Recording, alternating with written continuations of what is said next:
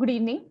I, Prajakta Adhikari, on behalf of the Institute of Environmental Architecture and Research, warmly welcomes all our participants and our speakers for today. The Institute of Environmental Architecture and Research, which is a Mumbai based educational, research, and training institute with a vision to create a sustainable environment through scientific research, education, and training, socio-cultural understanding, community engagement, and awareness.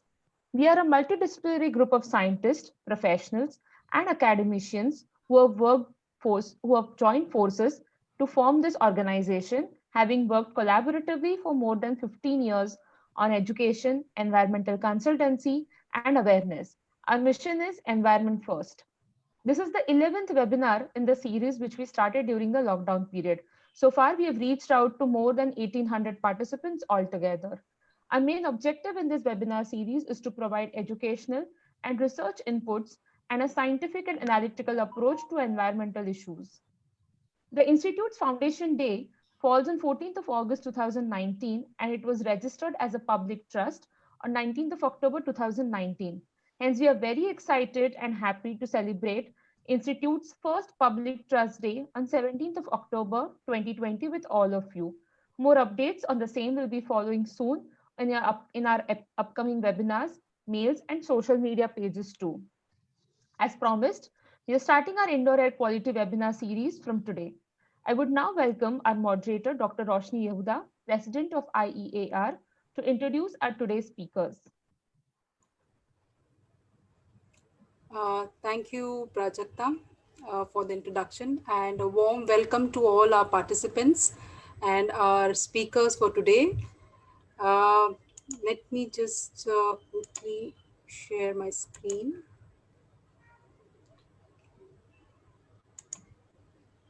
So our topic for today's webinar is indoor air quality in office spaces, in office buildings. And we're especially going to look at the post-COVID scenario.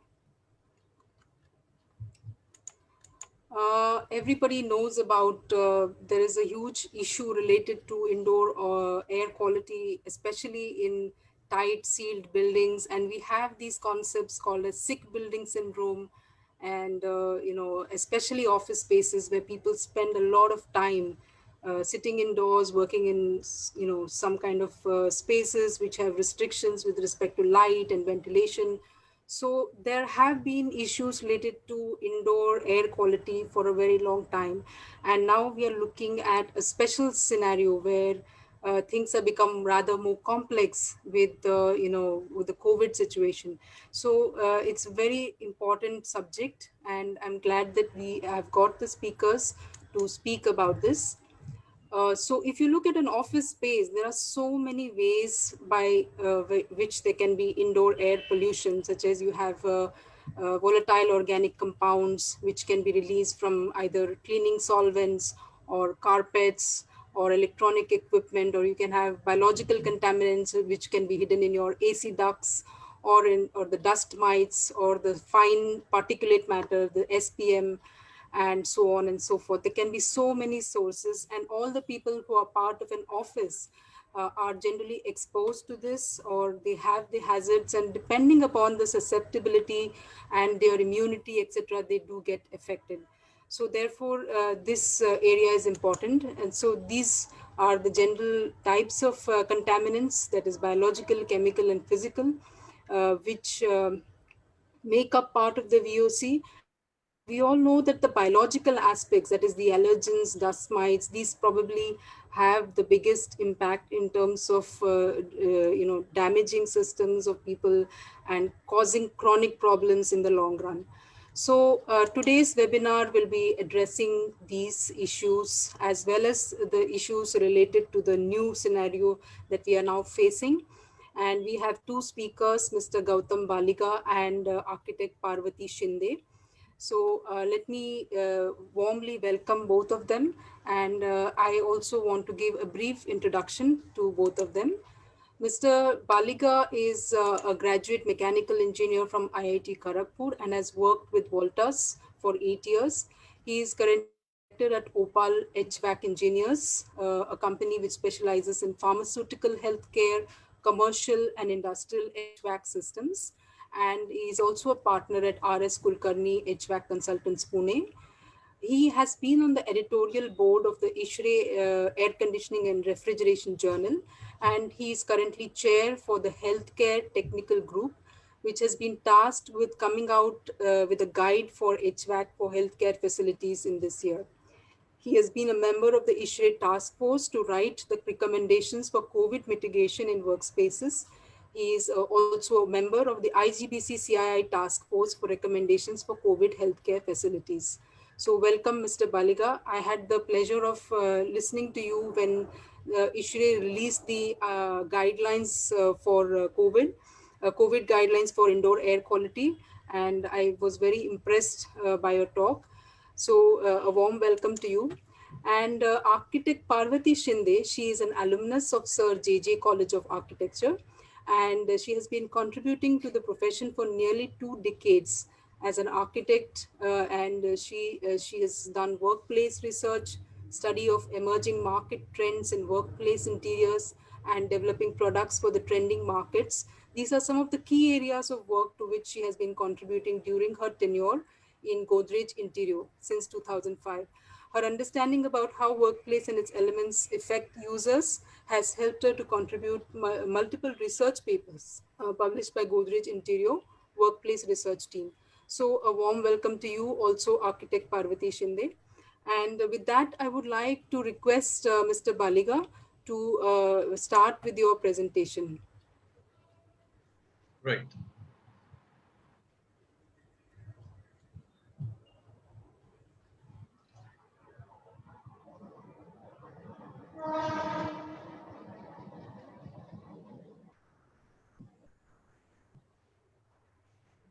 I think you have to enable my presentation sharing.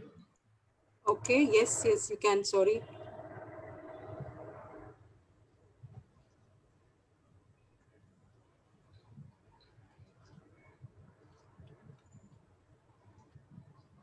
Yes,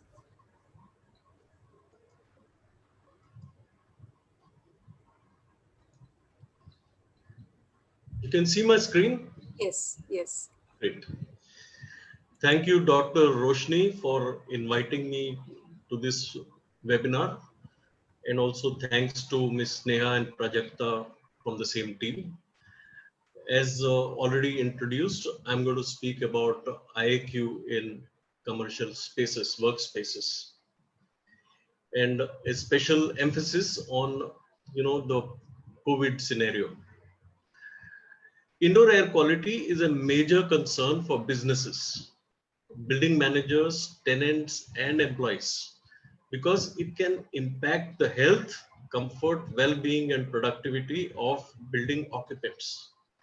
As already pointed out, most of us spend at least 8 to 10 hours in an office environment. Some health effects of indoor pollutants may show up shortly after a single exposure or repeated exposure to a pollutant. These include irritation of the eyes, nose, throat, headaches, dizziness, and fatigue. Then there are long-term exposures.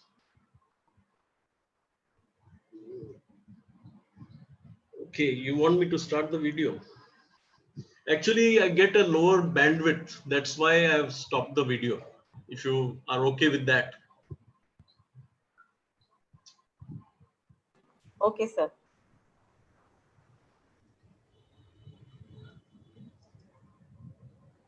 Yes, Mr. Baliga, please go Yeah, ahead.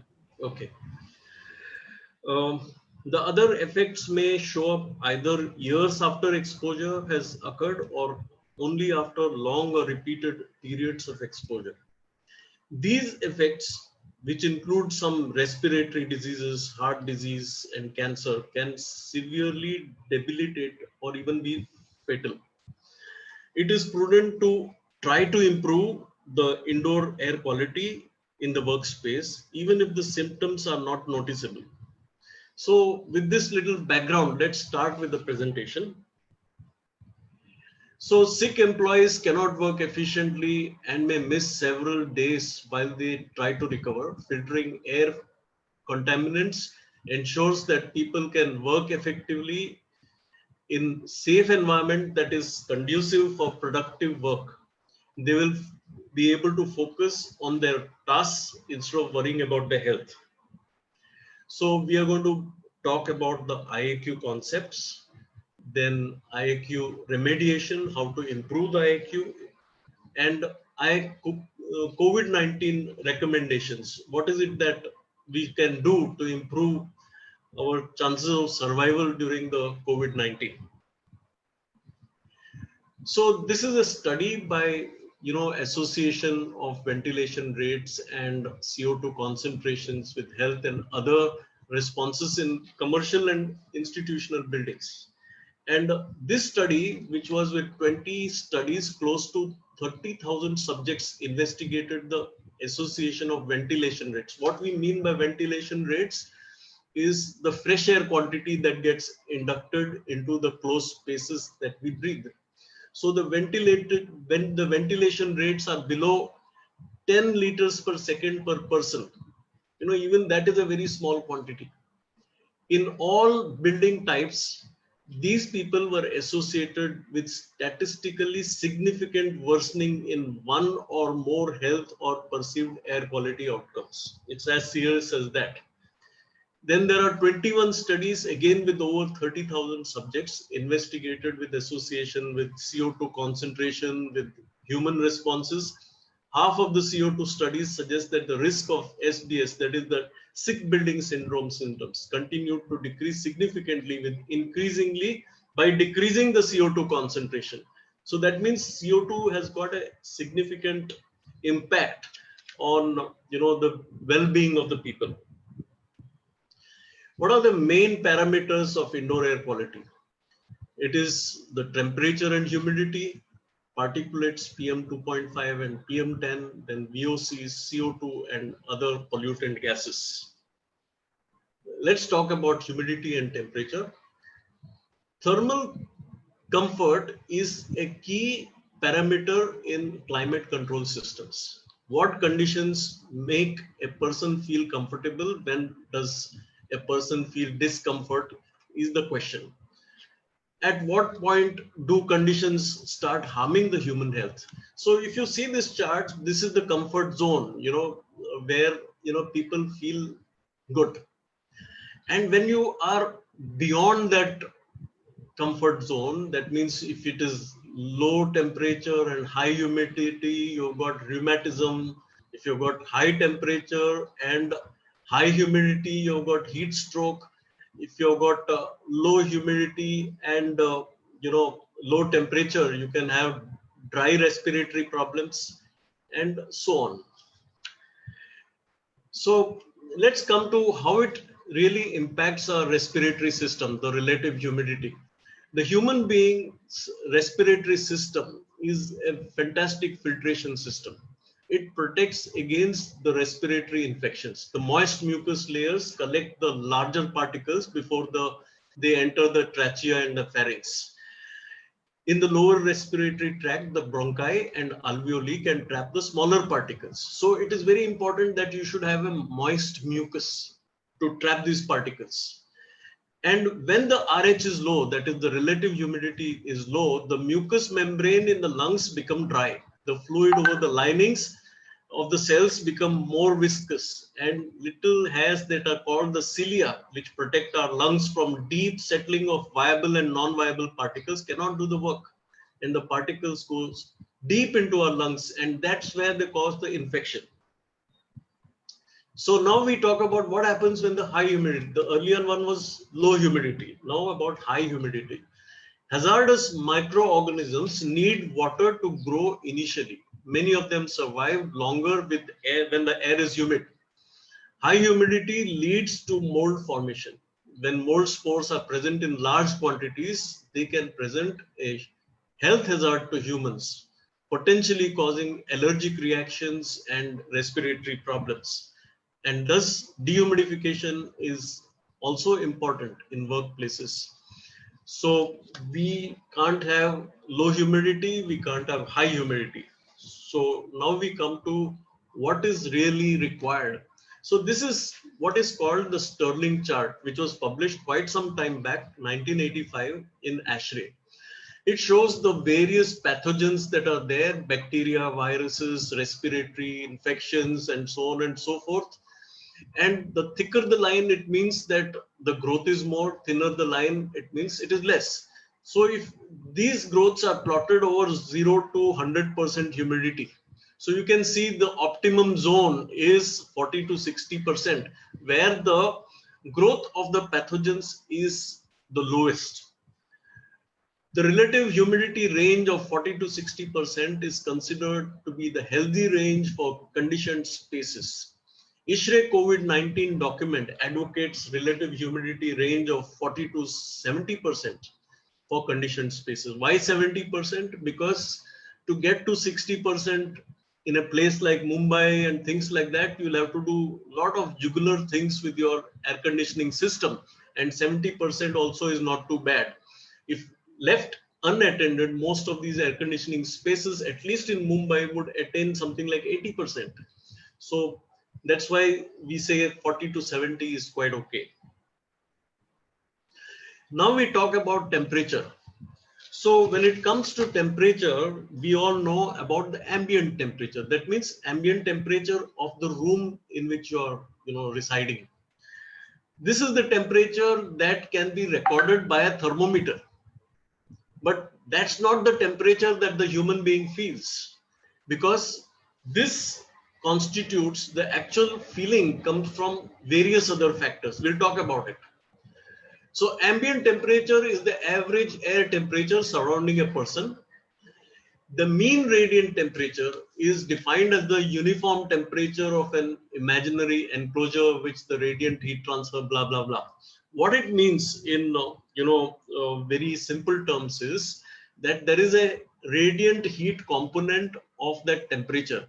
Just imagine that you are in a, room with a tin roof above, and that tin roof is exposed to the sun, and you maintain that room with a fantastic air conditioning at 18 degrees centigrade. It's very chilled and cold.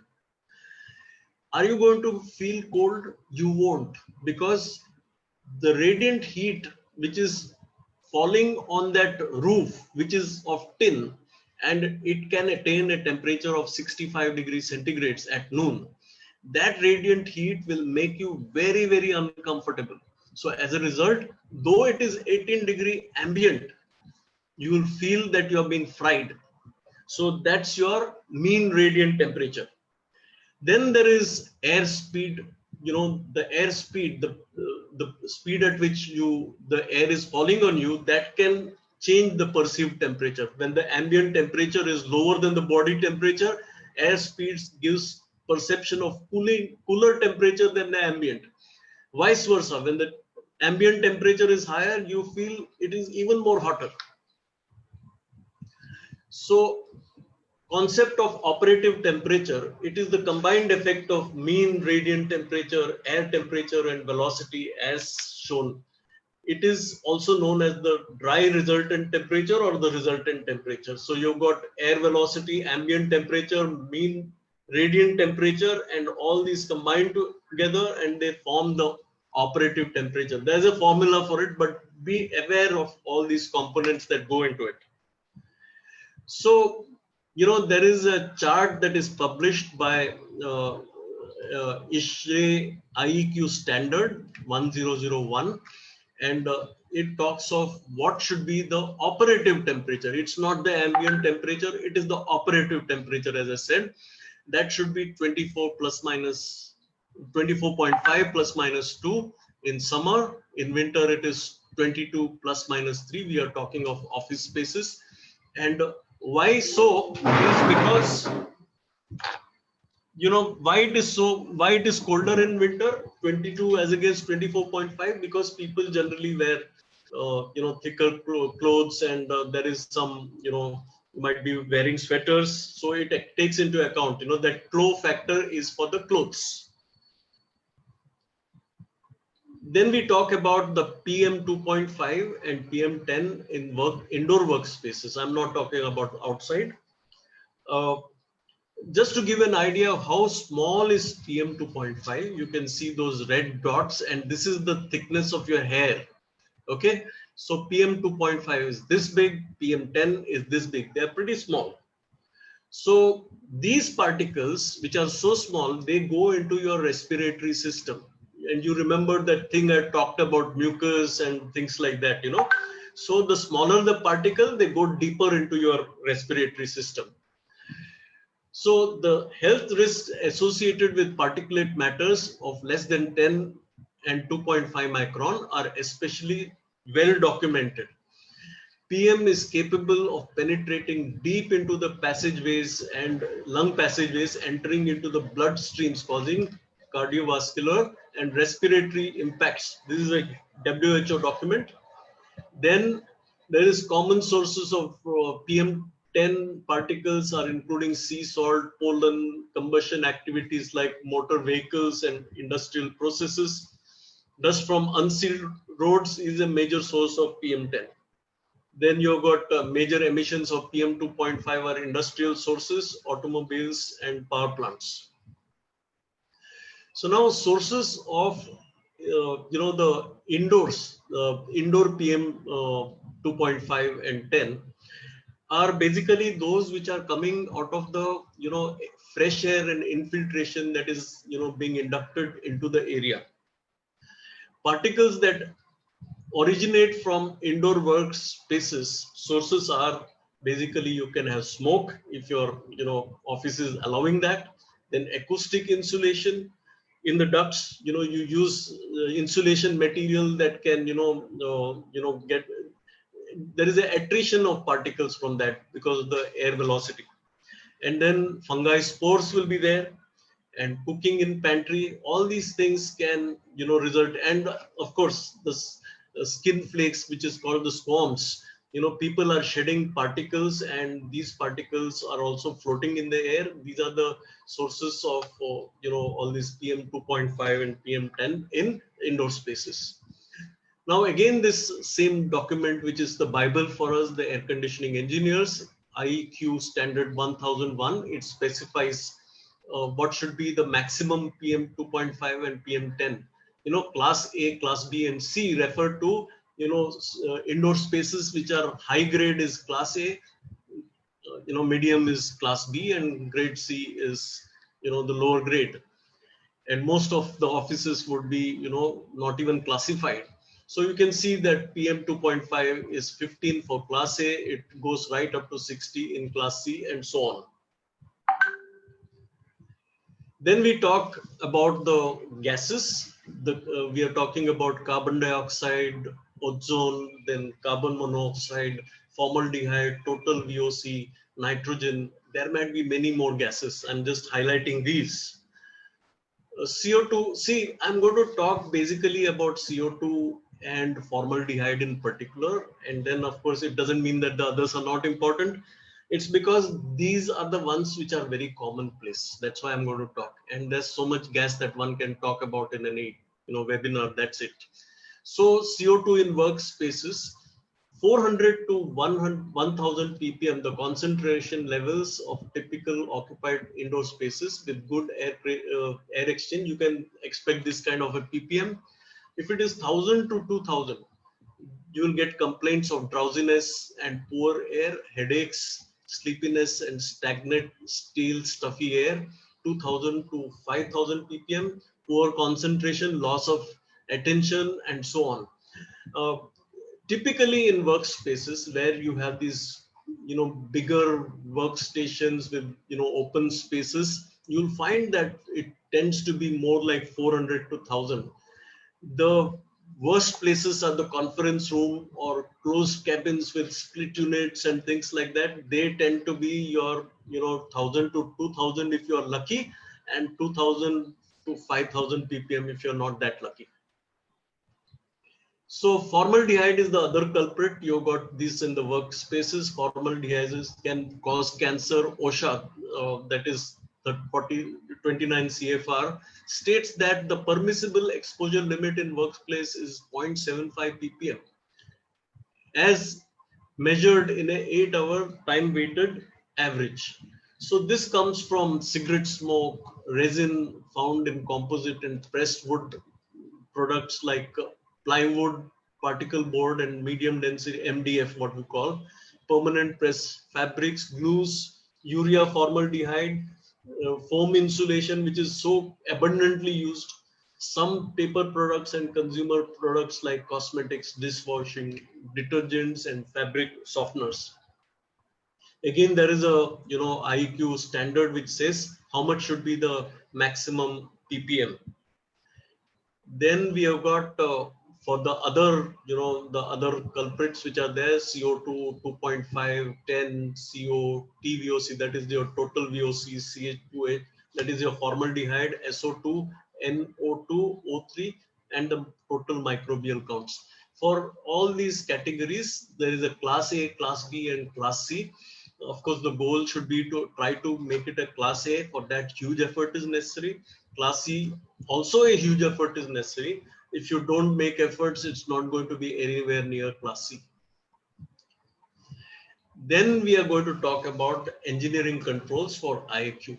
So first is, of course, the ventilation, fresh air, you require that. Then air filtration, relative humidity and temperature, construction materials, and indoor plants.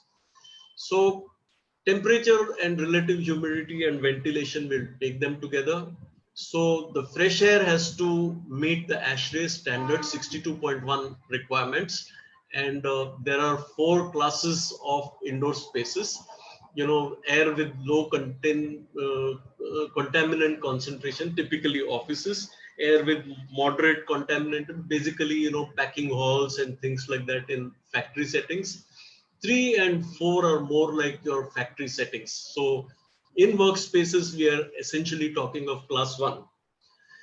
And the way you induct the fresh air, there is going to be, though this says 5 CFM per person and 0.06 CFM per square feet, these you'll have to increase these values as per the type of air mixing that you are able to achieve.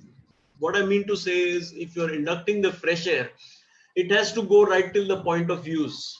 Suppose you are just inducting at one place, and that point of use is going to be a last cabin, and it's not, maybe it's not going to reach there. So you'll have to take an account of that in your calculations, and that might increase the requirement of the fresh air. So now we talk of some typical systems. We know that you've got the air handling units, then you've got the cassette units, and then the high wall splits. When you have AHUs, you can control temperature, relative humidity, fresh air rates. These are engineered systems and require higher budget and pressure flow space. And then you've got these cassettes. You might be familiar with this. They're quite omnipresent these days. With cassettes, you can have this particular fresh air port. You can see this fresh air port. And with that, you can have fresh air inlet. You can control the temperature, but unfortunately, you can do nothing about the relative humidity. These are almost off-the-shelf systems, relatively economical, and do not require floor space. Then we have got the high wall, again omnipresent in most offices. With you can control the temperature, nothing much else. That is, no relative humidity, fresh air not possible. These are off-the-shelf systems, quite economical, do not require floor space, but immensely popular. Then we'll talk a little bit about the air filtration. Media filters, that is, you've got the electronic filters. I'm talking about the media filters. They're proven and tested type of filters. Media filters can be used to remove particulate matter inducted through ventilation, fresh air, and also particulates generated in the area. Media filters can also remove bioaerosols, fungal spores, and other pathogens that come in from the fresh air or the recirculated air. Then there is a ASHRAE standard 52.2. It defines the filters of various efficiencies, and there's a MERV rating. MERV 4 is the lowest grade, MERV 16 is the highest, and after that comes the HEPA. And the filters can be chosen for the efficiency to remove PM 2.5 and PM 10 efficiency. High efficiency filters, you have to remember, requires more fan power. Just the ordinary fan won't do. You need high power fans. And definitely this is not possible with high walls and cassettes. How do you remove the CO2 and VOCs and other gases? Concentration of all the gases will reduce with the ventilation rates. Means the more the fresh air you induct, the gas concentration is going to go down. Media filters cannot remove gases. You have to depend on the fresh air. Then if the ventilation fresh air is still not a solution, in some cases it's impractical to have so much of fresh air, then you've got to use activated carbon filters or potential permanganate air filters. And then a good option to use VOC free building material and filter furniture materials, which very conscious architects and all have started doing these days. Then use of indoor plants to reduce CO2. Dr. Roshni is, I think, and our colleagues are, masters in this particular subject, but I'm approaching on it. Common indoor plants can be valuable weapon in fighting the rising levels of air pollution. You've got aloe vera, that's good for benzene and formaldehyde, and spider plant, which removes formaldehyde, benzene, carbon monoxide, xylene. You can neglect this plant, but its resilience can keep it alive still. Then you've got the snake plant, is great for filtering. Again, formaldehyde also eliminates NO2. At night it takes in CO2 and releases oxygen. Requires minimal sunlight and water and is easy to maintain. Then bamboo plant. This plant is a natural humidifier. So if you're in a place like Jaipur and one of those, dry places, this is the plant for you. Then, you can have so many other plants. I won't really talk about it. You can study this particular subject. Then we are going to talk about, workspaces during COVID-19. So, how do you attend to this? And what is it that the air conditioning is going to look at? Sorry. See, basically, the air conditioning is going to look at only the aerosolized particles. What are aerosolized particles? Just imagine that this guy is coughing, and then, there are big droplets and small droplets. The bigger droplets will fall down to the ground. These are typically 5 micron and above. They'll fall down to the ground, maybe at 2 meters or 3 meters, depending on how strong that cough is. And the smaller particles, which are less than 5 micron, they hang around in the air for a long time. And what happens with these small particles which are airborne is that they desiccate, because of the lower humidity in the room. They become smaller and smaller particles, and they are there hanging around for a very, very long time. So if you have an ill ventilated room, you can imagine what is going to happen. And if there are a few guys with COVID, only God can save you, because the concentration of these infected particles can go up. For a long time, people were in the denial mode that it is not airborne and things like that. WHO, now, it became a controversy. Evidence points to predominantly large droplet transmission at short range. Aerosol transmission considered less potent. 293 scientists have warned WHO that airborne aerosol transmission is clear and is playing a significant part in the spread of the disease. ASHRAE assumes that the spread of COVID-2 through the air is sufficiently likely, and air exposure to the virus should be controlled.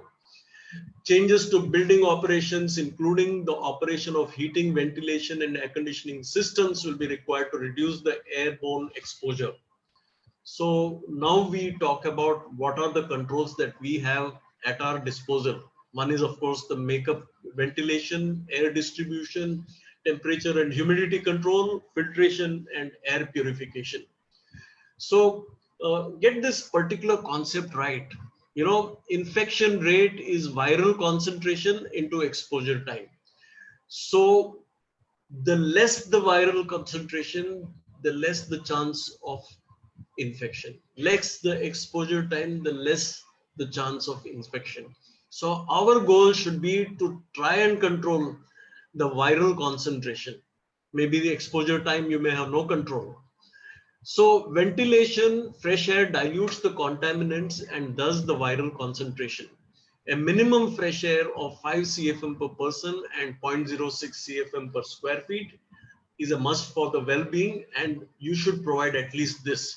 If you see the NBC, that is the National Building Code, it also has, adopted this particular standard, and you'll find the same the same figures out there.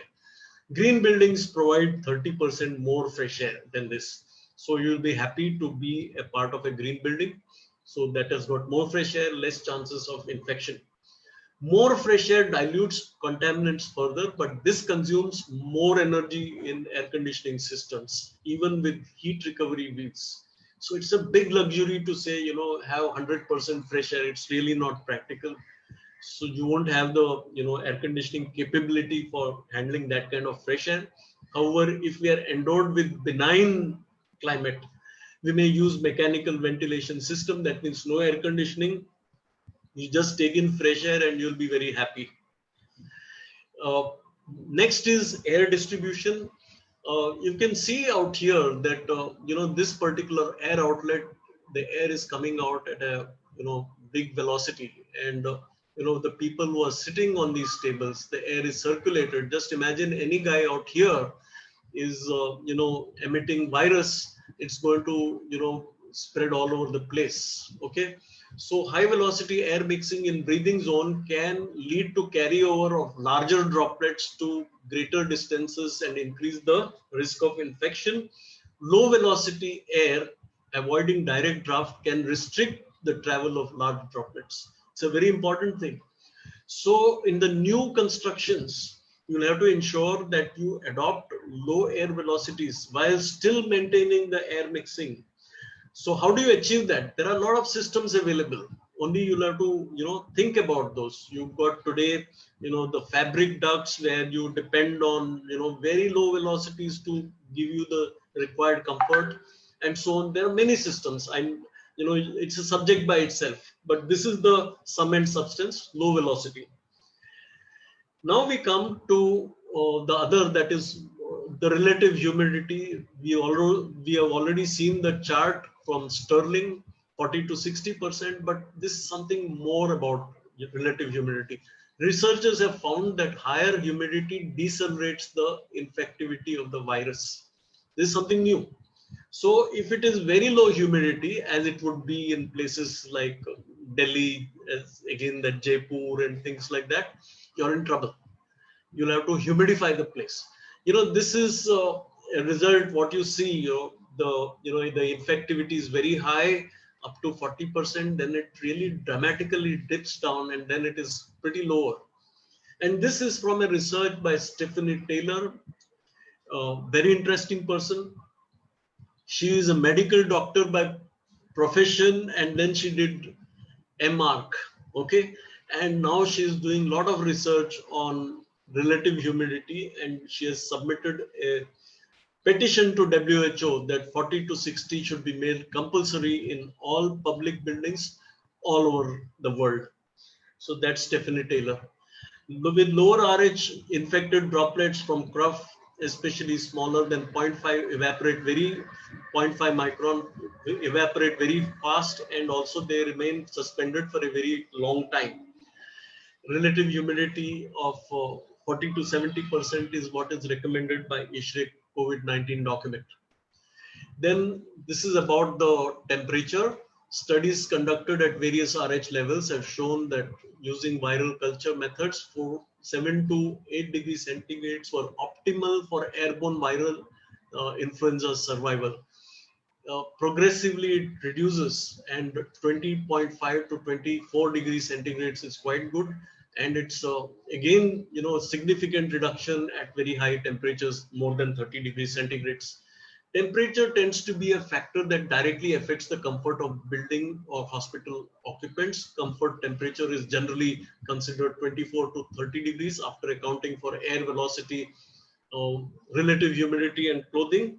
So you have to set the temperature between 24 and 30 degrees centigrade. In humid places like Bombay, we would recommend 24, because if you keep it at a higher temperature, dehumidification won't take place. In dry climates, you can afford to go to 30 degrees. And of course, you will have to add something for increasing the humidity. Then we have got the relative risk of, this is a very important sort of slide. You can just see it very carefully. It is relative risk of infection mitigation using filtration.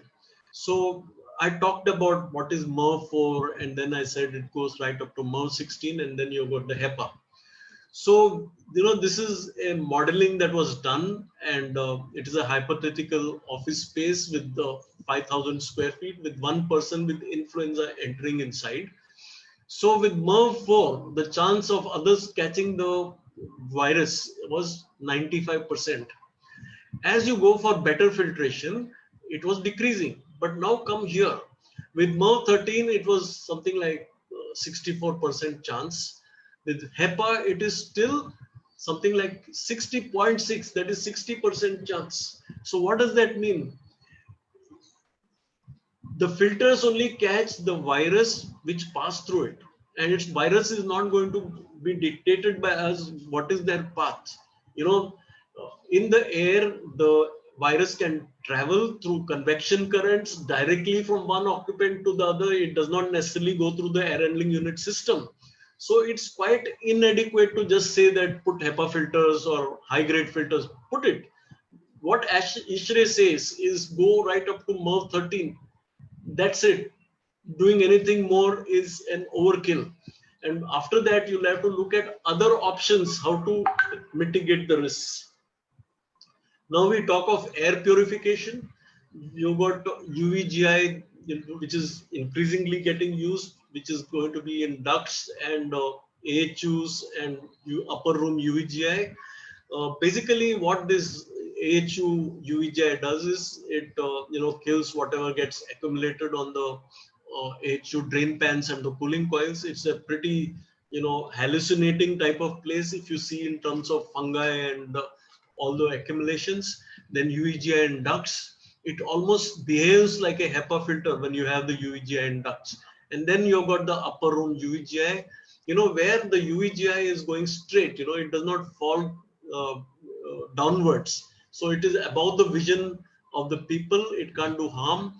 The basic concept in UVGI is that there are two factors: the time of exposure for the virus, in our case, or bacteria and mold, and the wattage of exposure. There is something called a K factor, which is unique for every microorganism, which is cataloged, and your UVGI should be able to cater to that to get that kill rate. Then, of course, this is the ultimate thing with which I'm going to sign off from this particular webinar, not from the webinar, from this presentation. It says that this is the last defense. The putting of these, masks. Masks are used for two purposes. One is egress and the other is preventing from ingress. What is egress? An infected person, giving the infection to others. When you put a mask, whether it is a N95 or even if it is a much lower grade, it does a wonderful job in terms of egress. That means if you are infected, you won't give it to others. Ingress is, even now the jury is out what mask is going to do, help you in what way, whether you have to wear N95, it's all debatable. But definitely for egress, it's a great thing to have. So when the whole population starts wearing a mask of, and there are a lot of people having, they're asymptomatic or having the disease, the chance of infection spreading is very low. You can see this chart. It goes from 0 to 100% efficiency of mask and 0 to 100% of people wearing the mask. So the intersection of this chart is what is the chance of infection. So infection rates become 0 at here. That means everyone is wearing a very good mask. If relatively good mask is being used by 80% of the people, the chance of infection spreading is 1. That means if there is one COVID patient, he affects only 1, not 10 people. So that's what it is. So with this, it's the end of my presentation. Thank you. It's over to you, Dr. Roshni. Yes, thank you, Dr. Baliga, Mr. Baliga, for that wonderful presentation. It covered all of the points. I think all the questions are already answered because you talked about temperature, what should be the ideal temperature, what should be the ideal humidity, ventilation rates, filters, masks. A lot of things are so clear now with your presentation. But before I ask the next speaker, I will take a few questions which are there on the chat. I mean, a few of them later on we can continue. So, there's a concern from a lot of people that there is a sort of feeling that having air conditioning system is going to give you the virus, and therefore not people are not using the air conditioning systems, and their offices are not designed for this. They have to. So people, there is a question here from Rohit Rajora, who says that because of this, the pandemic, the ACs are not being used. And so one is due to virus suspension in air, and other is to prevent touching of door handles. And therefore, due to this, doors of the offices are kept open and ACs are inoperable. What is a low cost solution to this problem? See, the worries that he has expressed are quite Stop valid. sharing your screen and you could put on your video. So, Okay, okay, one second.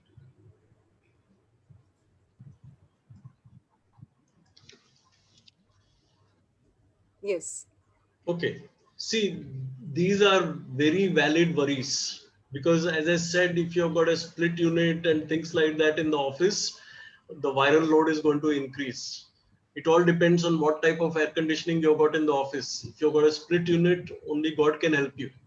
Really speaking, if you've got an air handling unit and it's not really supplying to multiple areas and things like that, uh, there is a hope that you can contain the spread of the virus. See, you have to increase, as I said, the most important point that was there was the time for which the exposure is there. What is the concentration of that, the viral load? So if you can address the concentration, make it very, very low, then the chance of spread of the virus becomes very low. So to make that low, you've got to address the ventilation part, how much fresh air you're taking, and then how much filtration you're giving. If you've got an air handling unit and you can upgrade it to, MERV 13, as I said, and you have, the fresh air at least equal to the norm as given in the NBC, you'll be way ahead in terms of safeguarding yourself. But again, I'll put some speed breakers. You'll have to use your mask, otherwise you're nowhere. You get to 60%, 64% susceptibility from 95%, and afterwards it's the mask. There is no way out from that. We should not be in a fool's paradise saying that now it's safe. No way it's safe. Yeah, I also think that this question about not being wanting to use the door handles, etc. I think there are various other ways in which one could avoid that, and that should not be the only reason why you keep the doors open. You can sanitize the spaces from time to time. You can use other ways of opening doors. There are even new handles that are coming up, which are you don't need to use your hands to open the door. So there are ways. Very much true. Yes, and also, of course, as you said, using the mask is a sort of, there are many ideas being floating around that mask is not good, it is not healthy, etc., which is all, as you rightly showed, which is not true. And there's another question here from Anu, which talks about air handling units. And this, I think you partly answered that question. Without using air handling units, how can a high-rise office building get good ventilation and good indoor air quality? Okay, there is a thing being done for that where, let's say you got, it's not just about high-rise buildings, it's, small clinics and all that, which are there, small clinics, and there is no only fan coil unit or, split unit that has been installed, and still you want that fresh air, right? So what you normally do in such scenarios is that you have a small, inline fan, what is called, it's a small fan, with a, some sort of a pre-filter. We have done these kind of small jobs where you install that and you give that person that fresh air. You have to lead with the hose to that split unit at the return air and feed that fresh air in very limited quantity. It's not a huge duct, it's a 4-inch hose when you have a split unit, and you can get the required fresh air that is required for that ventilation. And you cannot just put in fresh air straight away because it will start sweating all over the place because it is very humid air. So this is the way to do it. You take it near the split unit to the return air and feed it there, and you get a very good effect in that. So I mean, you'll have to contrive, and each place will have to have an answer of its own. So you will have to get that fresh air. You can't avoid it. Mm. So yes, in my home also I have tried this fresh air, to my AC split unit. This was done long back, and I find that that's good now when we need fresh air, because split units definitely do not provide you any fresh air. Very true. But there is also, what about exhaust fans? Would that be of in any way help to Of the? course, it will help because the moment you put an exhaust fan, it's going to, air is going to come out of somewhere, right? So it is going to get in from some other place into your room. Now you have to only make sure that the exhaust fan is in the toilet and it is drawing the air from cleaner spaces, right? Suppose, just theoretically, I'm just for argument's sake, I'm saying that you're putting the exhaust at the wrong place, and the air compensation is coming from the toilet. It's not going to help you, right? So your exhaust fan has to be at the right place to ensure that the backward draft is coming as a replacement air into the room, but it is not going to prevent certain amount of condensation. That's all. But still, you would rather have that condensation and not having less fresh air. So it's an option. Yes. There's a question from Amit Dave. What are your views on use of bipolar ionization system having split or cassette AC in OFC? Okay, see, in today, so many technologies have been spawned by the COVID.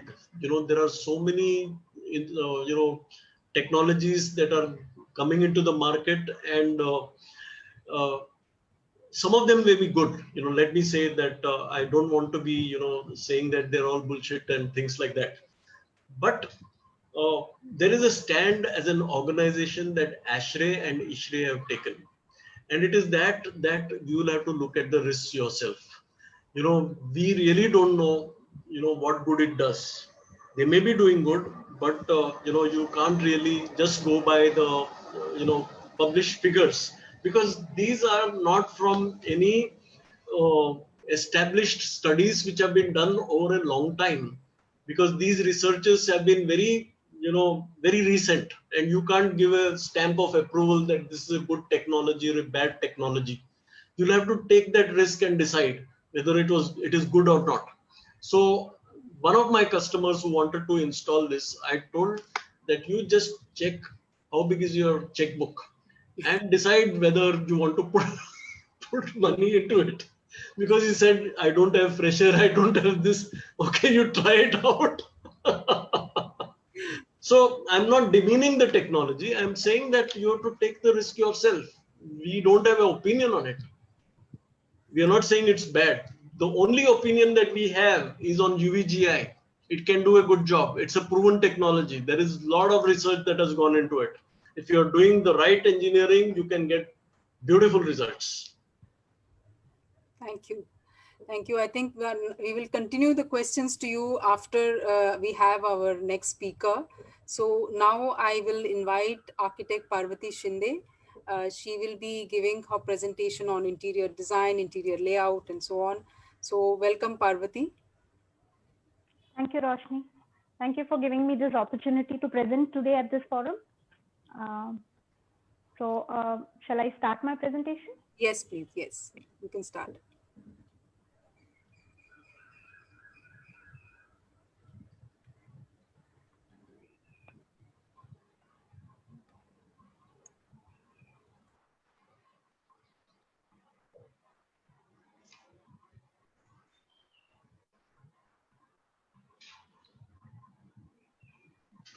Is the screen visible? Yes, it's visible. You can go ahead. Yeah. So, Mr. Baliga actually gave us a good insight into how indoor air quality and how temperature, humidity, and everything affect the office or the indoor environment of a space. And what is it that people need to do in these COVID times and when you're opening up and moving into these indoor spaces. But I think we should start by seeing what offices are which are there today, which was just before the COVID lockdown that happened. So if you see the offices that were there today, they were very dense. They were basically designed to be accommodating more number of people in lesser floor space. The densification was the name of the game, and the headcount was what mattered in office spaces. Uh, Definitely they were more transparent and open because the lesser number of partitions and walls, the better would be the interactions between people, better collaboration between people and teams that are happening, because collaboration was something that people were understanding the benefits of it, and they wanted to go ahead and explore how this would affect their organizations. So a lot of collaborative spaces, open spaces, intermingling spaces were created in offices so that people and employees could come together, discuss, meet, think, brainstorm, and come up with different kinds of ideas. These spaces were basically made up of a lot of softer finishes, so that the sound which is there in a open office, sound because of many people being there together.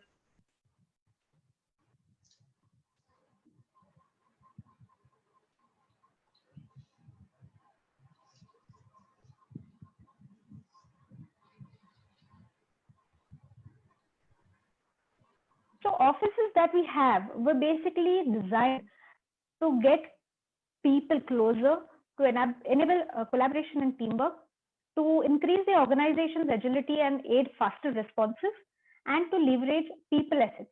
Basically, they were designed such that people would come together and be together. It was never designed for people to be kept apart, which is what is required today for stopping the spread of the infection. Hence, workspaces need a rethink. They need to be thought how they would be in a post-COVID scenario. Now, when we come to rethinking of spaces, be it Godrej Interio thought that medical fraternity was the fraternity that we should look at when we thought about how we should start about rethinking the offices. So a lot of medical professionals were very, and their recommendations were that to mitigate the spread of infection, first thing was you had to have health checks. So there were health checks that are happening, they are still happening. Personal cleanliness was something that was for every individual to take care of. No touching, so no touching of surfaces which could spread or have the virus contaminated on it. Disinfection of the facilities, yeah, because that was we never knew who was the one who was spreading and how much was the extent of the spread. There were eating and smoking rules that need to be put in place, because eating and smoking are the two habits which is something which cannot happen without the mask. So you cannot do it with a mask on. So that was something that was very dangerous, because today, as even Mr. Baliga said, mask is the only way that you could prevent the spread of the virus from one person to another. And whatever was the extent of protection that it would provide to a person, while eating and smoking, you are not having a mask on. And the final one was social distancing. Now, social distancing, what is social distancing? Social distancing is basically keeping people apart. So it said that you have to stay at least 6 feet apart from each other. But for office employees, social distancing is not social distancing, because when you come to a word social, it becomes like you're always connected on the social media, you're connected on different mediums. So it's not a social distancing. So you're still social while you're physically distanced apart. So it's basically the physical distancing that had to be maintained for these office employees. If we look at office spaces, there are two things that we would want to look at. while we are looking at a post-COVID scenario. First is, what should you do when you're reopening office post the lockdown? So you already have an office in place which has been shut down because of a lockdown, and now you're going to reopen it. So what is it that you do? At Godrej Interio, there is a result delivery model which we strongly believe in, and it is that a workspace needs to support the people and the processes so that the organization delivers its business results. So there is a huge contribution and intermingling of the people, how people and the business processes and the workplace interact with each other, so that the business results that the organization desires are achieved. Now, if you took a lens of the people, process, and workspace into the office space, how would it be different during a post-COVID induced lockdown? Okay, so while we're coming back from the lockdown, we are coming from the world's largest work from home experiment. Nobody knew where that from tomorrow we'll be working from home, and that would continue for 6 months. I don't know how long more. We're still all working from home. We had a study done wherein we surveyed almost more than 2,000 plus individuals who were on a work from home. What we learned there is that people were more productive due to lesser distractions, definitely because of the fact that because of the lockdown, there were no interactions, people wouldn't move around, so no parties, no marriages to attend, no social get-togethers, nothing. So the people were more productive because they had more time in hand. However, they also reported a lot of the back pain, neck pain issues because of the lack of proper working furniture and proper ergonomical furniture at home, which would allow them to work for maybe 8 hours a day and more maybe. More than 90% of the people, they preferred to have a mix of home and office policies. However, the most prominent finding from this was, while they were at work from home, they had a biggest positive, which was a peace of mind that they were free from infections. So they were safe in their homes, and that is what mattered to people who were working from home, and why work from home is more of a success in the post-COVID or the COVID times. So when we are opening up offices, the foremost question that people's mind would have is the workplace safe enough to work? Is it as safe as I was at home? So foremost thing in organization that people would want to know is, what is it that the organization is doing? So the organization needs to communicate through verbal communications and plenty of visual clues, so that to ensure or to communicate to the employees that the workplace is safe to work, so that they can be at their productive best.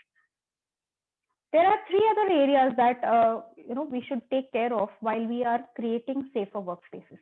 So there are interventions that will be required to be done in terms of the workspace environment.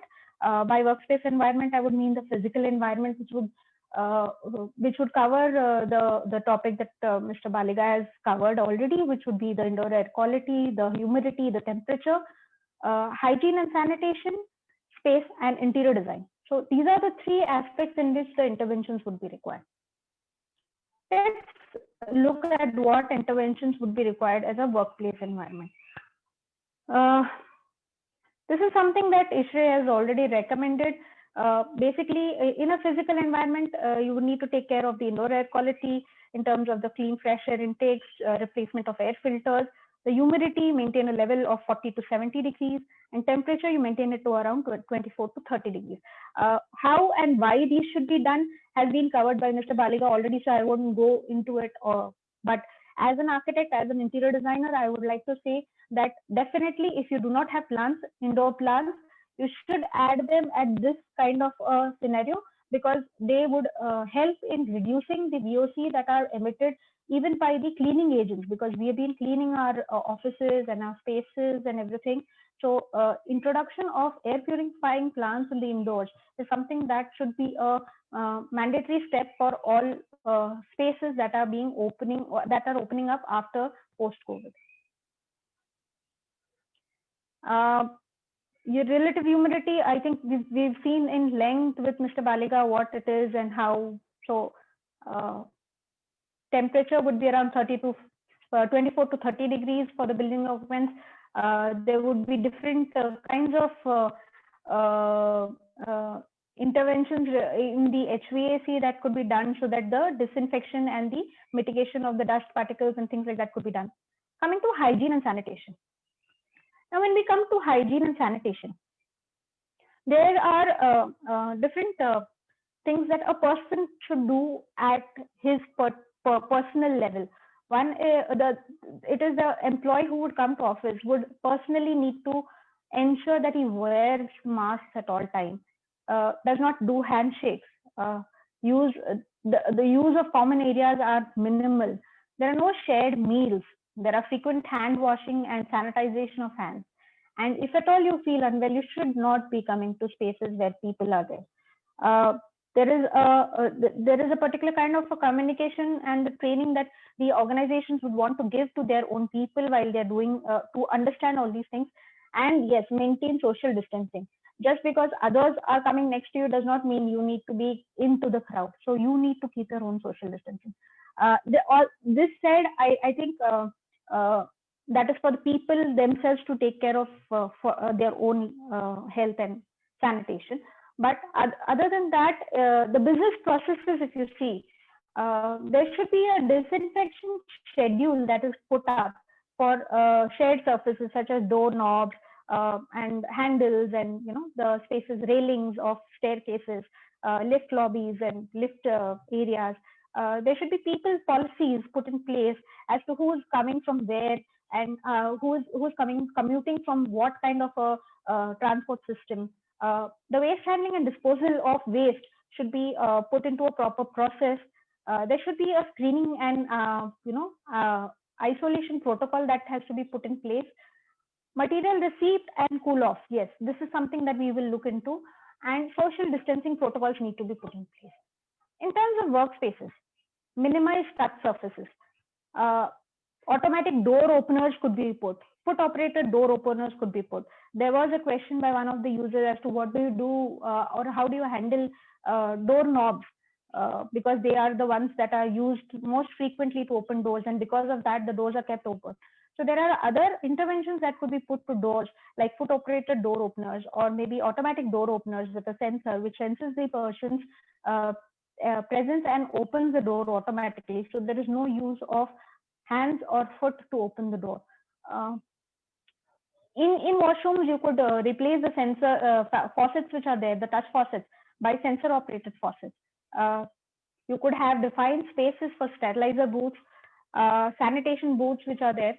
Isolation rooms are something that need to be designed, and yes, 6 feet apart by design. Now let's see how these things can actually take place. It's always difficult to spot an asymptomatic patient, but that's not an excuse to not screen. So screening of staff and screening of people who are coming at the entry points is very, very important. In terms of design, the implication could be that you need to create more of isolation rooms and create doctors on calls protocols, because in case people are found to be symptomatic and with a temperature which is higher than the permissible limit, then you need to isolate them immediately. Keeping the infection spread at bay, you need to have proper standard operating procedures for disinfections and sanitation and screening of material. Now, in terms of the contact, if you say, so the contact would generally be when people are coming into the office spaces where there is an attendance system. So you can go in for touchless attendance systems. You can go in for automatic sanitizer dispensers along with the turnstile so that people do not enter without sanitizing their hands. So in terms of hygiene and sanitation, there are a lot already said, and I think there are a lot of protocols already put into place. Let's see what space and interior design should be while doing spaces or reopening spaces post-COVID. When it comes to open lounges and common seating areas, we need to have social distancing to be practiced. In reception areas, you have to have a place holder wherein the person knows he's the receptionist or the person who is there at the table to guide him through the office space, or the visitor who is coming. The visitor spaces need to be, demarcated so that people know which are the spaces to be used and which are not to be used. Cool off areas. So there is a cool off area that you will need to create for materials that are coming into your office space. While parcels come into our homes even now, but they are also set apart for a cool off before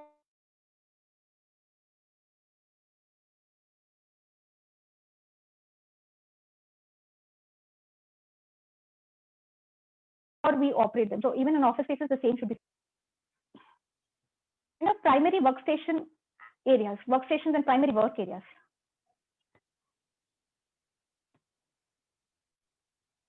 Avoid shared stationaries and equipment. That's something that you can do as a people intervention. Avoid using of printing machines. Yeah, you don't use too much of printers, because printers are place where people would want to crowd because of the common printers that they're using. Using of gloves while operating shared equipment like your coffee machines, printers, etc., if it is unavoidable. And use of keyboard screens or covers for the keyboards is good, because it's always better to have a cover on it. You can also mark the chairs and articles of personal use so that it is not used by many people. In terms of business processes, use of digital methods is something that people should explore and businesses should explore. You need to set a frequency for cleaning of desks, keyboards, mouse, etc. Limiting office density. Yeah, working in shifts. So there could be a work from home that you could take into consideration and ensure that there are no people who are coming to offices, too many people who are coming to offices. You can assign dedicated seats, offer work from home options as a solution for people who are maybe far away, have to commute a lot, or maybe when there are space restrictions in the office. As a workplace intervention, you can use removable chair covers. You can use partitions for cubicles. Reorientation of work desk is something that you could do. Alternate seating options could be explored, and you can add 6 feet apart by design. So these are some of the interventions that you could see in terms of the workplace safety ideas that could be adopted in workplaces that are already there. De-densification of workspaces. When I say de-densification of workspaces, what do I mean?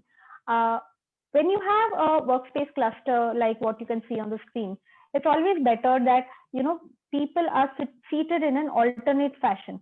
Alternate fashion would mean that no two people are coming face to face in front of each other, and no two people are coming adjacent to each other. So there is a 6 feet gap maintained between two people while they are seated, and they are not coming face to face also. So enclosures of these kinds should be provided on the desktop or the workspace so that people are shielded from the others who are sitting next to them. You could have interventions in terms of how a storage or a plant could be a divider between people who are seated in a cluster next to each other, and how it could be an alternate space. You could change the orientation of your tables if the furniture permits, and reorient the worktops and the tables in such a way that people are not facing face to face. They're not sitting face to face facing each other, but they're facing in one direction, and only one direction is something that people are taking into the layout. You could add physical separators. Now, there are many offices wherein you would not have a luxury of having 6 feet distance between two people. So what do? Masks are there as a personal tool for them to protect against any other this thing. But other than that, you have these screens which you can put up so that they are cordoning off any spray or any sneeze or cough that is coming off from other people who are sitting next to them, where you can't find a 6 feet space. In terms of meeting room and conference room, what happens to meeting rooms and conference rooms? Most of the business are encouraging more virtual meetings as far as possible. Meeting rooms are becoming more of jump spaces or alternate spaces where people can sit and work rather than meet. So this is something where your conversion of meeting rooms are happening. Now, if the meeting rooms are to be used as meeting rooms, what should be done? You should reduce the capacity of the meeting rooms. So where it was a 4-person meeting room, you make it into a 2-person meeting room. And if you can see this change that you have, the circle marks the 6 feet radius around the person. So there should be no 2 people coming within 6 feet radius of each other. And the meeting rooms should be, so they're larger meeting rooms with lesser number of occupancies. Alternatively, you can also use shields between 2 people who are coming to meet. So there could be some reasons by which you would not be able to do away with meeting people. So in those cases, you can have these kinds of markings done on the chairs. So let the chairs be there and just mark them so that physically people are distanced from each other and the room is safer to be used. Existing rooms, you alternate seats are marked so that people don't use it. Integrating AV solutions in the meeting room is a very good idea at this particular time, because while there would be meetings happening, we have reduced the occupancy of the meeting rooms, but yes, people need to connect and the teams need to connect. And so AV integration into meeting rooms would be something which would enable this kind of a meeting to happen. Alternatively, you could do away with the conference table or the meeting table itself and convert them into chairs with desklets, so that each individual person has his own desk space to work with, while the chairs could be placed apart so that people are more away from each other and they do not need to have a common shared desk. Safety while at cafeteria. Cafeterias are something, as I said earlier also, cafeteria is a place where we do not have our masks on. So that is the most susceptible place where you could catch an infection while you're eating. So in cafeterias, it's most important that you have shields put up, and the spaces, the seaters or the diners are spaced out in such a manner that they are not close to each other while eating.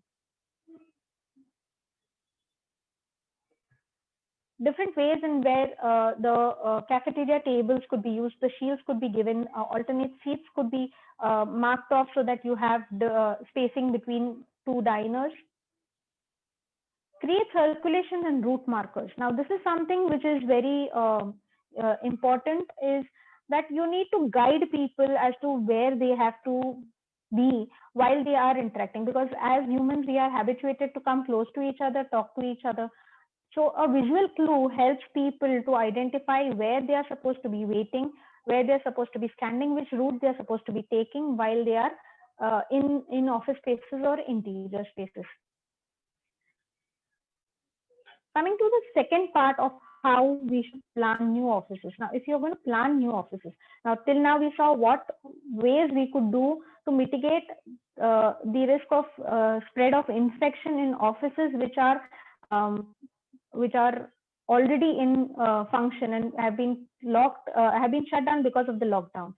Now, if we have to plan new offices, how should we plan them? The first thing organizations should understand is that it would become imperative to integrate work from home as one of the policies or solutions while we are designing new office spaces. Else, with the increase of area per person, the area required for a large office to work would become more than the reality that we have right now. So that space would become doubled. So if they have to maintain space, they have to integrate work from home as a solution. What Godrej Interview recommends is investing in flexible workspace design. Now, what's flexible workspace design? Flexible workspace design is a design of a workspace which is flexible enough to allow the social distancing while in times of a pandemic. And after the pandemic, if we had to again reorganize the office space, it could be good enough to again come back to the collaborative office space that we were working, or whatever would be the kind of office space that we are going to evolve in the future. Because investing in an office space is something which would last for 5 to 6 years or maybe even 10 years. However, the pandemic will be here for only maybe 1.5 or 2 years now. So how do you plan your layout? Layout should be planned in such a way that there is visual guidance for circulation spaces. So the layout should be such that you could have a one-way route marking throughout the office, so that no two people come face to face in each other, and this area or this layout is marked.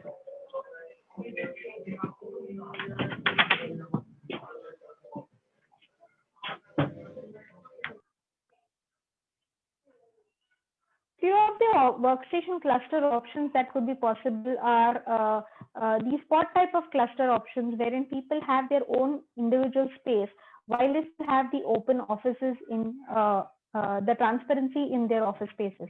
So you need to create individual spaces. Now, individual spaces, yes, definitely they take up a little more space, but then we are safe and they are good enough for people to work in the newer times with more of telecommuting and things like that, which are coming into workspaces. Options of seating pods in open layouts is a good option again, because a seating pod could be spaced at whatever location is required and could be reshuffled and reorganized once the social distancing norms are all reduced. You could have convertible furniture wherein your partition systems could be attached with a retrofit screen or a partition, which would be easily removed after the social distancing norms are relaxed. It could be again put back if there are norms which are again enforced. A lot of conferencing and video conferencing layouts is to be planned, technology to be integrated in designs, be it the conferencing rooms or be it the sensor operated doors, the faucets in the toilets, all these more operations on electronical and less on the human or the mechanical way of working should be integrated into design. Some of the typical conference rooms layouts that you could work around are something which has an open well in the middle rather than a closed conference table. You could have a space which is there in between, so that while the conferencing is happening, there is also space maintained between the people who are seated across the table. You could redesign meeting rooms with desk chairs. So the meeting rooms could have a new concept of design completely without a meeting table at all. So there could be different ways in which you could handle training rooms, meeting rooms with only chairs which are enabled with a desk, the desk chair, and you could make a space into a multi-purpose. It could be used for multi-purpose reasons. Planning of new spaces. Now, there are a lot of offices which are providing a lot of health related facilities to their people. A lot of gyms and food bars and things like that are there. But instead of that, now when we are planning new spaces, we should add in more of yoga rooms and relaxation rooms, because yoga is a form of exercise which does not require any equipment, and it can be done with enough of social distancing between people. No, you don't need to contact anyone to do these exercises. Relaxation rooms, yes, because all these rooms which are there, they could be multi-utility rooms which could be converted into isolation rooms, and different kinds of activities could be performed as and when required. So again, this is kind of a flexible use of the space that is there. What's distancing by design now? While we are designing workstations, it has always been a thought that you put two people facing each other across the table, and that's how the layouts are made. So if you have to think about making a cluster wherein only an alternate seating is possible, then this kind of a module could be created, or a cluster could be created, so that people are in the modular workstation cluster, but they're not sharing the table across each other. They are alternately seated by the design itself. Some other options for linear configurations. Now, if you see, whenever you're designing a workspace cluster, it is important that you have this 6 feet dia around the person considered, so that you know where people are interacting, where people's 6 feet circles are meeting, so that you can resolve these. Now, if that is not possible, it is very mandatory that you at least have a partition wherever this is not possible. So like if you see this open cluster, there is no partition between the two people who are sitting. However, in this kind of a cluster, there is a partition that ensures that the person is secure within this space which is there, even though it is not in a 6 feet radius.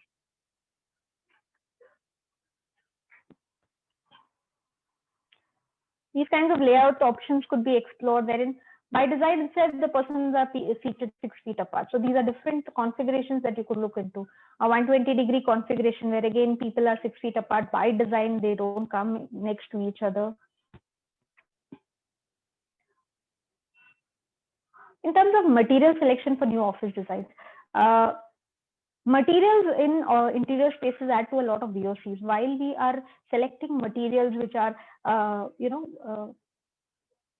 not susceptible, or like your antimicrobial wall paints, which are washable and durable, which can be sanitized and cleaned, we should also take into consideration that they are not emitting the harmful VOCs within the office space. Use of like for floorings, tile floors are recommended because carpet has the VOC contents that it emits. Also, it is a space which would gather more of dust and mite while it comes to interior spaces. And since we are designing offices for the for mitigation of COVID virus and the pandemic which is being caused, we should go in for tiled flooring. That's the recommendation. In terms of metal furniture, powder coated metal furniture with antimicrobial powder coatings and metal coatings could be considered. Use of glass for vertical surfaces for screens and things like that could be taken into consideration, because glass is something that can add the transparency, the required aesthetics, while it could also be easy to be cleaned and sanitized, doesn't add to the VOC contents in an indoor air quality. Godrej Interior hence recommends that there is a three-pronged approach that you need to take while you are designing new offices or opening new offices from the lockdown. One is the reactive approach, wherein you're ensuring that physical distancing and safety happens through the retrofit applications that are there in the office spaces. Second is the revamp approach, wherein while you're building new office spaces, you are building flexible workspaces. And third and the most important one, which is the retain, is all the changes that you've done and invested in already should be retained and regularly maintained in the way in the future, so that when this kind of a thing again comes back, you are not again reinventing the wheel. Lastly, to sign off, I would say that the pandemic is here to stay 18 to 20 months, but office is here to stay for 8 to 10 years. So invest in flexibility of workspace design. Thank you. Thanks, Parvati. I think you have also covered a whole range of subjects, and especially for students and faculty of architecture and interior design. There is a lot of food for thought, and there's a lot of new ideas. And you have covered not just the parts that Mr. Baliga also covered in his areas like filtration, relative humidity, which you have also given a thought, but also things like disinfection schedules, automatic door operators, and a whole lot of design ideas, which are very, very interesting. So thank you so much for the presentation, Parvati. And now we will take some questions. There are already some questions, but I had one question, like, for example, at Godrej Interior, or maybe in many of the offices existing where they are beginning to start operations, a lot of these changes, like introducing sensors and using the right kind of filters, all of this is going to also cost the office. So what would be, like, you have any idea as to what would be a typical cost that would be associated with these changes for post-COVID scenario? Yes, it's a very common question that people generally ask me. But to answer this question, I would say that it depends on the organization. What are the people strategies or the process strategies that they're putting into place?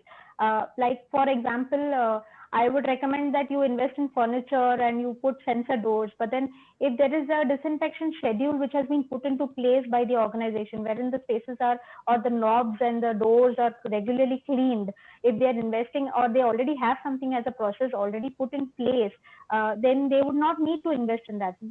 Similarly for workstations, if you would say, like, if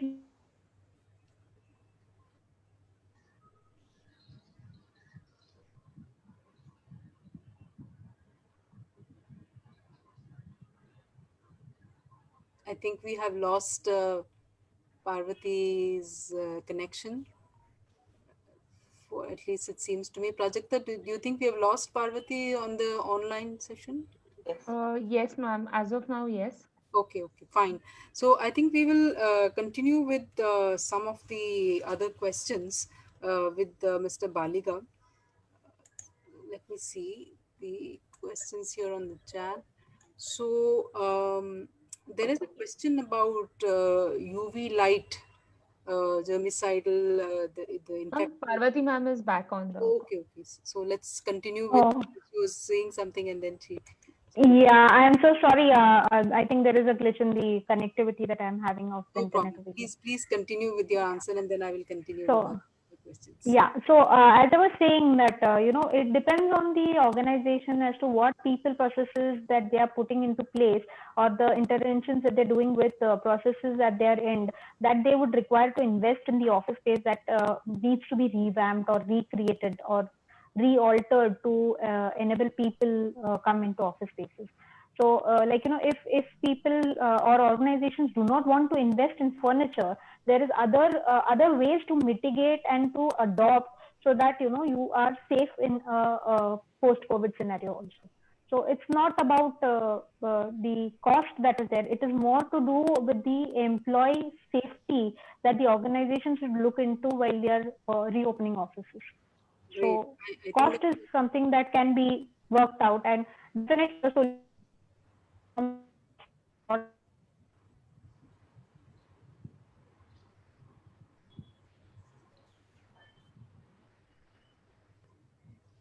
I think we again lost her. Yeah, the Yeah, connect. okay. She's back. So that's a great approach. I think that not to think about the cost, because that's the first thing that everybody asks, what is the cost? So instead of that, look at one important aspect is the safety of the people who are going to come back to office. That should be the foremost consideration. And if they come, I mean, there can be multiple solutions, as you showed. There can be, 50% could probably work from home, and those who come, we can think of all the possible measures in order to protect them. So these are important aspects. I think there are a few questions to you, Parvati, which I will continue regarding the materials. uh, People have asked, are there low cost alternatives to the partitions? Can we have acrylic sheets or polythene or something like that? So would you have any, I mean, have you so thought of solutions for materials? Yeah. So, while we are selecting materials, there are two things that we need to keep in mind. One is how long does the virus live on these surfaces that you're going to take? And secondly, how good is it to disinfect these surfaces regularly? So how can we disinfect surfaces? Like if it's a fabric thing, it's porous enough so that if it's like chairs that we're using, so generally they have fabrics on the chairs. So those fabrics cannot be cleaned. So it is always good to use something like a removable cover, which can be cleaned and disinfected regularly. Like at the end of the day, you just change the cover and put new fresh covers for the next employee to come and sit next day. So that could be something that could be taken into consideration. So while you could use plastic, acrylic, glass would be something that I would recommend, which is good as cleaning material. You could also go in for laminated surfaces because they're also good enough wherein you can clean them regularly. So surfaces which could be cleaned and disinfected without leaving a lot of damage to the material which is being used as a barrier is something that would be recommended in this case. Okay. There is a question which I think I will ask to both Parvati as well as to Mr. Paliga. This is by Mr. Nikhil, who is asking about government offices. because he says that the solutions that you have discussed are probably mainly for corporate offices, but in government offices the situation is probably very different. There is also a lot of also he's talking about public infrastructure. So would you have any suggestions for these spaces? Can they function in the normal way, or what kind of considerations should be there for these spaces? This is for both Mr. Balika as well as Parvati. Whom you want to answer Yeah. first? So I think both of you Okay, can. please go ahead. Please go ahead. I'll speak on air conditioning later on. Okay. yeah. While you're saying government offices, they're also people, and they are also working in an office space for the people in the government. So it's not that they're any different from the corporates. The same rules apply there also, and I think government is also doing their best to ensure that people work from home. The number of people coming to offices are reduced. There is sanitation, programs which or the protocols which are put into place. Masks is something that is already there. And definitely, I'm sure Balika sir would touch upon the ventilation of the space in government offices. But most of the government offices do not have air conditions, so they are already planned with a lot of natural ventilations and working on mechanical ventilations like fans or coolers and things like that, which are there in place. So I think it's not much of an issue to take care of government offices. It's much more easier than the corporate offices or the new offices that are new age offices, which are already designed with less consideration either given to open ventilations, fresh air intakes, and everything is more dependent on the AC or the HVAC to ensure that fresh air comes into the space. So I think Balika sir would make more justice to answer to this question on air conditioning and ventilation in such spaces. Yes, Mr. Balika, you would like to. Yeah, I think Ms. Prajakta has already pointed out correctly that if we associate government spaces with low cost and things like that, which I'm not sure that is the right thing to think. Many of the Uber offices I've seen are also government offices. But let's say that we are talking of government offices which are lower in the scale in terms of the facilities available in terms of infrastructure. So it's very likely that they are going to be ventilated spaces, and you have this natural ventilation and aided by, let's say, your ceiling fans or things like that. So let's talk about that particular scenario where we are talking of ventilation and natural ventilation and with ceiling fans. The most important thing that you have to take care is move away from all these ideas about MERV filters and things like that. Okay. The most important thing is the air direction. Okay. If you are having high draft fans and it is moving the air from one person to the other person, that's one thing that you got to avoid. The air direction plays a very important role in these kind of scenarios. So how you keep your table fans is very important. It should not take the cough and respiratory things from one person to the other. So that aspect has to be looked at. I don't think these are high cost solutions even there, but it's a application of mind. You have to see that the others are not affected by any possible asymptotic person that might be there, and start spreading all over the place. I think that's more important. So I think what would be nice is that maybe small air fans, which are very close to the person, which are providing cool as well as fresh air, is a good solution in especially naturally ventilated office buildings. Would you think that would work? Yeah, it would. You should not have air drafts. That is the most primary thing. I talked about it in air distribution. No air drafts. That's one of the biggest culprits. Right. Okay. In fact, just to add it, with natural ventilation, you are in the safest zone. Unlike those big corporates, they are the people in real trouble. Yes.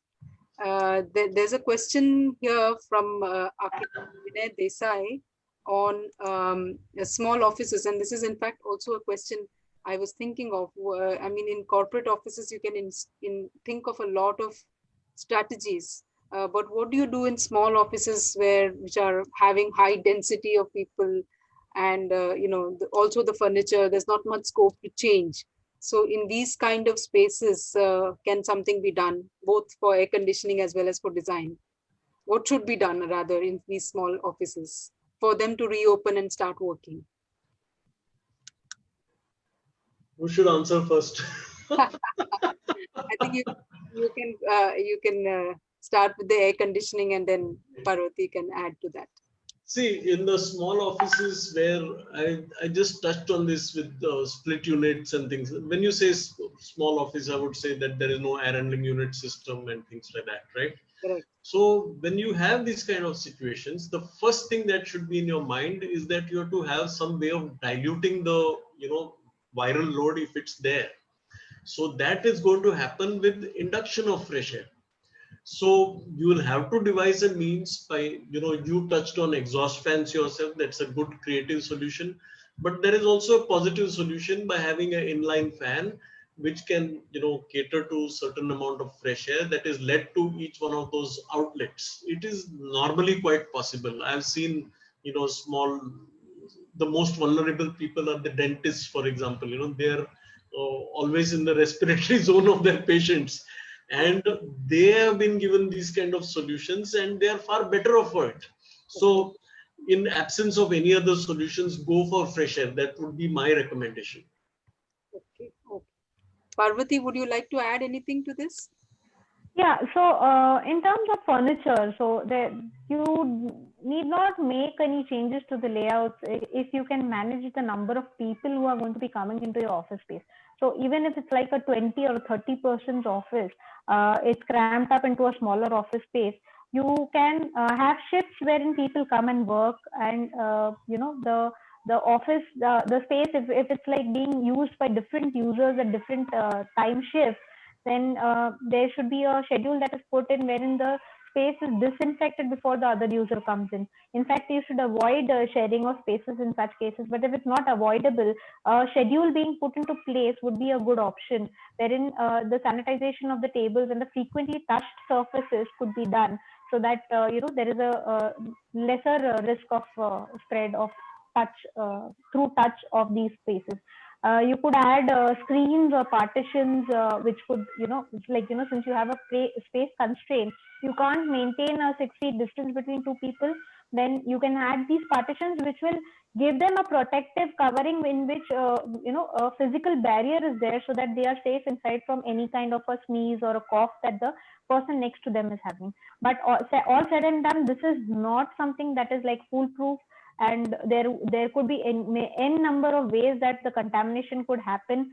So best is that you reduce the number of people coming into offices, and look into a strategy where it could be either shift working or maybe work from home as a solution. So work from home solution is something that is it's beneficial for everyone, including the organization, to adopt by the organization itself. Yes, so I think that would be something that that's a very important point, that solutions even for small offices or big offices has to be multi, it can't be one idea or one thing. It has to be so many things together. So one thing is maybe you can have shifts, or maybe you can have 50% of the people who are not required to directly be there for meetings, etc., to work from home. And then, for those who come, there can be a series of there can be standard operation procedures and communication as to their modes of behavior and things like that. And even the social distancing can be done. So it's a whole lot of things together. I think maybe that's the answer to Vinay. And I'll continue with Parvati. There's a specific question by Parag Savla. What is the cheapest price solution suggested by you, which can be modular in nature? I think he's specifically talking about Godrej interior furniture.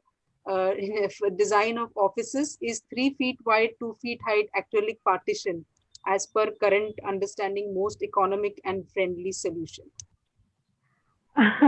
This is a very, I don't know, I can't say whether it's the cheapest option or what. It depends on what solution has been adopted. What are the different things that you are doing to, ensure that how many people are coming in, what is, so it's something that cannot be answered. It's quite subjective, and definitely if there are any more queries, you can get in touch with us so that, we could look into the office scenario, how people are, how organizations are working, what are the different options that they could use, and how it could be made most economical for the organization to create a post-COVID office space. So that is something that needs to be taken into consideration, case specific. So it cannot be a general solution that could be given. Okay. Mr. Baliga, there's a question here about specific question about droplets, etc. So WHO says droplets when inhaled can transmit the COVID-19 virus. Up to what distance is this possible? And if a person coughs and the droplet falls on your mask, what will happen and what precaution can one take? Okay, the second portion is really important. The first portion also I'll address, but second portion first. When someone coughs on you, it's not that it's going to fall only on your mask, it is going to fall also on your face, correct? Right. So the first thing you'll have to do is remove your mask and go to the bathroom, wash your face very well. That's the first precaution you have to take, and discard that mask. This would be the most sane type of recommendation. It's only when you've got the doctors who are working in the in the COVID hospitals, they're having the PPE and all that, they can afford to continue with the the full protection mask. But as a general public, if you are getting a spray on you, you better take a good face wash, and that will keep you in good stead. So now I forget the first part of the question. What was it? It's about the droplet distance, about up to what distance this transmission of the COVID can happen, virus can happen. See, the transmission can happen of the COVID provided it's there on that particular particle, right? And these higher sized particles, there's a huge spectrum of particles. It ranges right from 0.5 micron or maybe even lower, right to 10 microns or maybe even higher. The bigger particles, they call them particles when they are 5 micron and above, they tend to fall down on the floor or on the furniture, and depending on how hard you cuffed, that that spray can go 1 meter, 2 meter, or 3 meters. That's a guesswork, but it can go quite a distance. They have recorded even 5 meters, for example. So this is one part of it. But the trouble is that it's not just about those 5 micron particles and above, it's also the smaller particles. Yes. And those are the ones which desiccate. They float in the air and they desiccate, and they are floating in the air. And if you've got a sort of mixing type of a airflow, which I cautioned you about, it's going to be remaining in that air for a very long time. And when you don't have the ventilation, that means the outside air to make up that the stale air, why are we talking again and again about the ventilation, fresh air? It has to replace that those kind of sprays which are in a desiccated, aerosolized, they call that nuclei, droplet nuclei, that form. They have to be pushed out of that the space. That's the only way you can reduce the viral load. So the answer is you can go up to 5 meters with your spray, but the one you have to be also careful about is the aerosolized spray. So that comes out of ventilation. Yes, I was reading a very interesting paper which had sort of examined 3 or 4 case studies where in closed spaces there was infection of, like in the restaurant in China, there was a bug somewhere. So 3 cases were identified and they were beautifully analyzed. And in all of these things, the common thing was that it was a closed space. And, sometimes the people who were even quite far away from the main person got infected. And that was because of the movement of these droplets that you're talking about, which happened because of the airflow and everything. So these are things I think which are very important and that people need to think of. And in continuation to this, there's another point that I wanted to ask you is that, for example, now with these disinfectants also that people are going to use to protect their offices from the virus, they are also going to have a VOCs, many of them, and they are also going to have probably some effect on the human beings, maybe in some way or the other. So, Right. what is your take on this, and what should we do? I mean, we are in a catch-22 this way or that way. Yeah, it is in fact catch-22 for sure. The majority of the products used to disinfect against COVID-19 contain, there's something called active ingredient quaternary ammonium. So, Okay. Others, they also contain what is called hydrogen peroxide, peroxycetic acid, then isopropanol and ethanol and sodium hypochlorite. All these names have cropped up now, we don't which want I to had hear that list. forgotten mostly in my chemistry classes. And certain of these compounds, particularly this quaternary ammonium, uh, and also this sodium hypochlorite, which is very commonly used not only in office spaces for cleaning. It's the bleaching powder. To tell Yes. you, it's very used very often in all hospitals and all that. It's very omnipresent.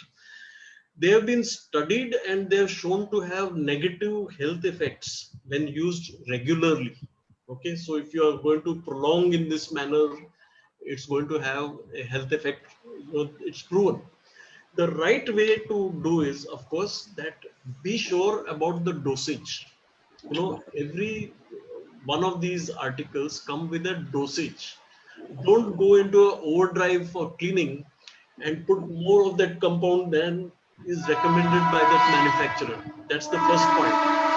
The second point is that the spaces have to be kept ventilated for a long time. You can't have an air conditioner running and the sweeper is cleaning with these disinfectants, and that is fogging the whole place. That's not what you should be doing. The AC should be off, and you should have some exhaust fans taking out those fumes. Then you are safe. I mean, as safe as you can be. So these are the precautions. Go by the manufacturer's recommendation. Don't go for more dosage than is required. These are the things we have to observe, right? Very, very important. I think that people need to take into account what should be the dosage.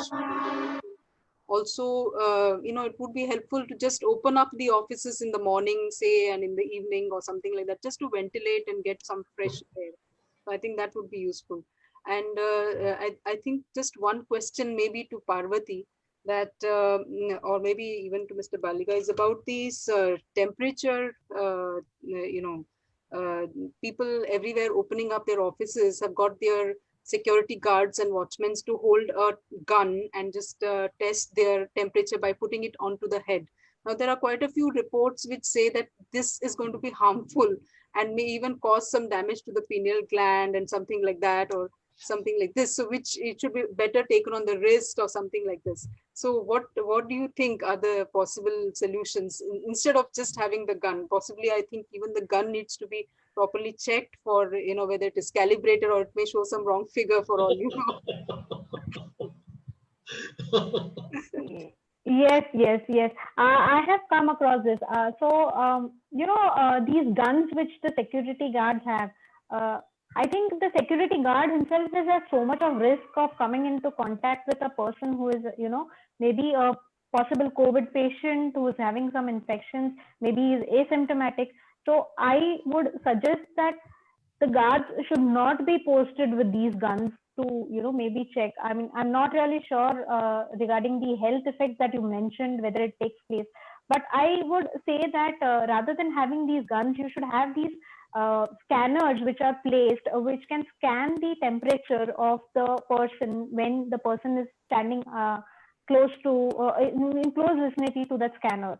So there are some scan it yourself equipment which are available in the market, wherein you can scan your wrist and the equipment will give you out a ticket saying what is your temperature and what is it that is scanned, the details that are scanned by the machine, and it gives you your oxygen level, it gives you your temperature.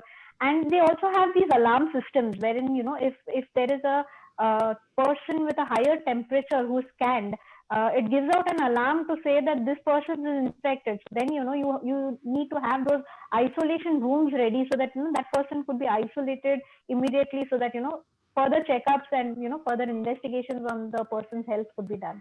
So I personally I'm in favor for these scan it yourself machines and equipments that are there. And it is majorly because of the fact that I feel for those guards who stand there and scan people every day in day out, with all the risks that they're taking of actually coming in contact with a person who is having a symptom of COVID. So it's something that people should look into. Definitely is. Yeah, I think that's a very important point. So there are options available in the market, and people should look at these options rather than look at these temperature guns to test the people and put that on the forehead, especially. I think that has also got some negative connotation. It looks like somebody is trying to kill you or something. So I think that there are a lot of questions and there are a lot of comments as well. It's been a wonderful session. And we would like to wrap up this session. I think all the points that you have mentioned are so valuable, and I think this is also going to be on our YouTube channel. So this will be a valuable source for people. Both Parvati and Mr. Baliga, thank you so much for sharing this knowledge with us. And Thank over to you, Prajakta. Thank you, Roshni. Thank you, everyone from your team. Thank you, sir. Thank you, ma'am. I would like to thank you on behalf of the Institute and for sharing your expertise with all of our participants. Thank you, Roshni, ma'am, for summing this for us and also for the moderation. Our next webinar will be conducted on 3rd of October at 4 p.m.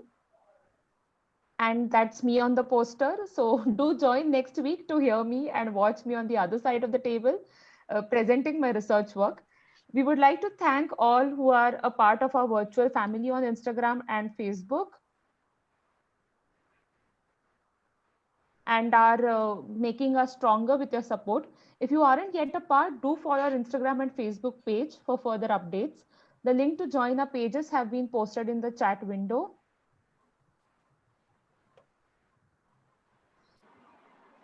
Also subscribe to our YouTube page and do check our past webinars. We have covered 10 webinars till now on varied topics. They're quite an interesting topics that we have covered till now. So please go to our YouTube page or on the Facebook page also, you'll find our webinars. We would also be soon announcing our short certificate courses. So stay tuned. Thank you all for joining today. Take care and stay safe. Bye. Thanks.